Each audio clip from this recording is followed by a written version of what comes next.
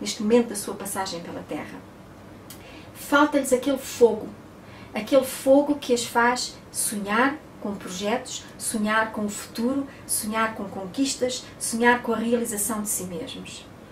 Porquê? Muitas vezes porque não encontram esses sonhos, esse fogo, essa paixão, esse empenhamento, esse foco na parte dos adultos. Não encontram isso muitas vezes nas escolas, não encontram isso nos seus professores, às vezes, não encontram isso nos seus pais, não encontram isso nos amigos e nos conhecidos, na sociedade em geral. Olham para os telejornais, olham para as revistas, para os jornais e a mensagem constante é uma mensagem de medo, de desesperança, de dificuldade, de carência, de ausência, de não serem capazes, de nos esperar um futuro negro, um futuro cheio de sacrifícios, cheio de limitações. É preciso estarmos conscientes que se para nós, adultos, é difícil, imaginem para as crianças que ainda estão a aprender a perceber o mundo onde estão inseridas.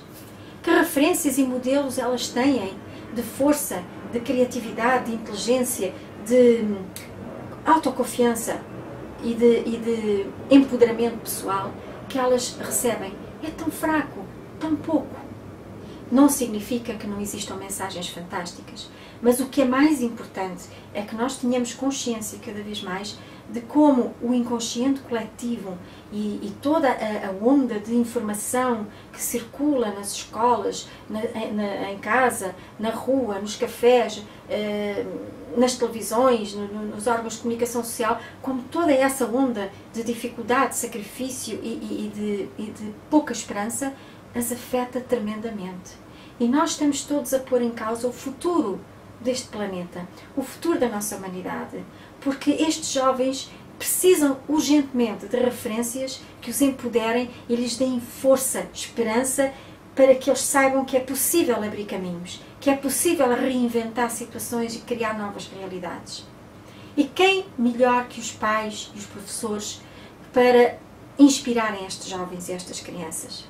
Para isso é preciso que cada um de nós, adultos, que temos este papel de educar, que é um papel muito, muito desafiador, sobretudo nos tempos atuais, é preciso que todos nós façamos algo de muito importante, que é olhar para dentro, perceber o que é que estamos a fazer com a nossa própria vida e que exemplo e que forma de ajudar os nossos jovens é que estamos a usar. Talvez precisemos de novos princípios e de novas atitudes para formular também qual é o nosso papel como pai ou mãe ou como professor ou professora. Talvez o papel do pai e da mãe que nós recebemos dos nossos pais hoje esteja desatualizado. Talvez hoje nós possamos pensar como poderemos criar novos parâmetros, novas formas de encarar o papel de pai e de mãe, para acompanhar as necessidades e a mentalidade e as potencialidades que estas crianças hoje trazem. Nós éramos mais passivos, de uma maneira geral, éramos mais aceitantes, éramos menos revolucionários, tínhamos uma mente ainda não muito aberta a determinadas realidades, a determinadas possibilidades, mas a aceleração do tempo é tão grande, os avanços da técnica, os avanços da comunicação, o mundo está a mudar tão rapidamente que os modelos que muitos de nós recebemos como filhos ou alunos no passado, e que talvez tenham sido muito bons ou úteis dentro da sua perspectiva naquela altura, não bastam para nós podermos simplesmente reproduzi-los na vida das nossas crianças. Porque estas crianças são nitidamente parte de gerações que estão em evolução, estão em expansão e vêm provocar um pouco um salto de qualidade na consciência da humanidade. Nós não estamos a entender a sua mensagem. Isto não significa que tudo o que eles querem, pensam e digam seja fantástico. Significa que são pontos de reflexão para nós não só nos ajudarmos a descobrir novas formas de encarar a vida, como ajudá-los também a ir mais fundo dentro de si e a ver como eles podem articular toda essa sua visão de uma forma prática, objetiva, alinhada, com capacidade de intervir positivamente na comunidade e no mundo. E, sobretudo, na sua vida pessoal.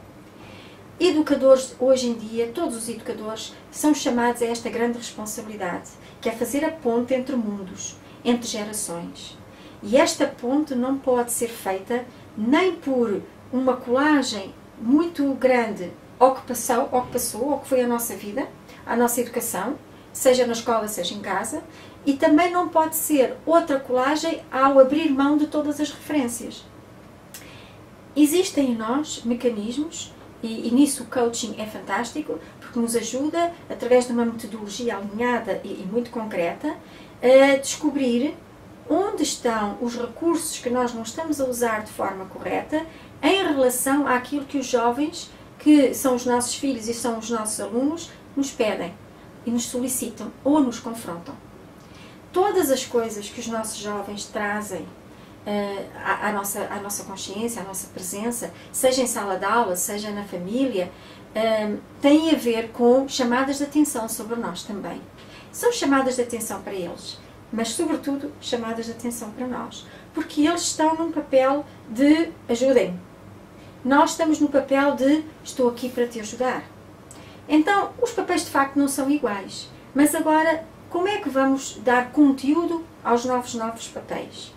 Como é que eu posso ajudar uma criança que me traz determinado tipo de postura, atitudes, visão, comportamentos, enfim, as várias nuances que todos nós temos, uns de uma maneira, outros de outra, em casa e na escola. Talvez o professor não seja só aquele agora que aprendeu um método, um modelo e o despeja sobre os alunos. Talvez tenhamos que ser pais e mães mais conscientes da mensagem que existe nos nossos alunos, nos nossos filhos neste caso. E porquê? Porque senão estamos a falar linguagens diferentes. Os pais e os professores poderão estar a dar o seu melhor e incontestavelmente todos queremos isto, mas esse melhor, que é o melhor para nós, pode não ser o melhor para eles. É preciso escutar as partes e perceber como é que podemos criar pontes.